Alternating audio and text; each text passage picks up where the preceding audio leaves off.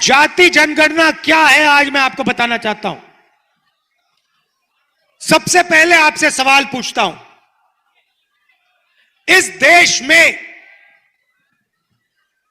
OBC वर्ग के कितने लोग हैं? कोई नहीं बता सकता, कोई नहीं बता सकता। भाइयों और बहनों, इसका कारण है, यह एक साजिश है।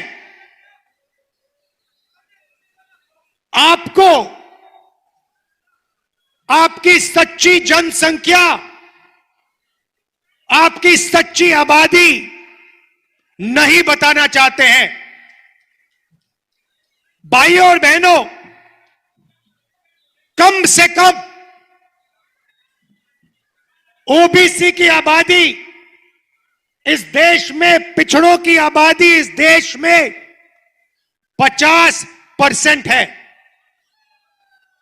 50%। मतलब अगर आप इस देश में कहीं भी 10 लोगों को खड़ा करो, 5 लोग ओबीसी वर्ग के होंगे। आप अपनी शक्ति समझिए। मैंने सवाल पूछा पार्लियामेंट में नरेंद्र मोदी के सामने। मैंने कहा, नरेंद्र मोदी जी, आप अपने आप को ओबीसी कहते हो,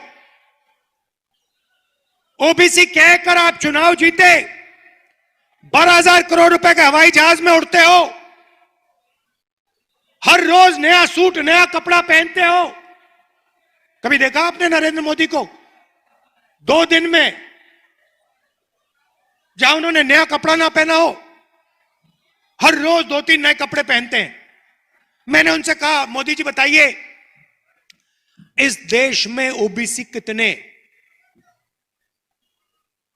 नरेंद्र मोदी जी का जवाब आता है, भाइयों और बहनों, इस देश में एक ही जात है, वो है गरीब। सिर्फ गरीब, और कुछ जात ही नहीं है। मतलब ना ओबीसी, ना दलित, ना आदिवासी, कोई जात नहीं। मगर आप ओबीसी, नरेंद्र मोदी ओबीसी। देश में कोई जात नहीं, देश में सिर्फ गरीबों की एक जात है। अच्छा, जब समय आया, ओबीसी को उसका हक देने का समय आया, नरेंद्र मोदी जी कहते जाति नहीं है, सिर्फ गरीब है हिंदुस्तान में। अच्छा नरेंद्र मोदी जी, अगर देश में एक ही जात गरीब है तो अमीर की कौन सी जात है? तो नरेंद्र मोदी, जैसे ही मैंने ओबीसी जाति जनगणना की बात उठाई, नरेंद्र मोदी कहते जाति नहीं। अब मैंने ये बात उठाई क्यों, मैं आपको बताता हूं। बात इसलिए उठाई, हिंदुस्तान को भाइयों और बहनों एमएलए और एमपी नहीं चलाते। हिंदुस्तान के किसी भी बच्चे से आप पूछो क्या करना चाहते हो, कहेगा मैं आईएएस में जाना चाहता हूं। सही? क्यों कहता है? क्योंकि वो जानता है कि आईएएस के अफसर इस देश को चलाते हैं।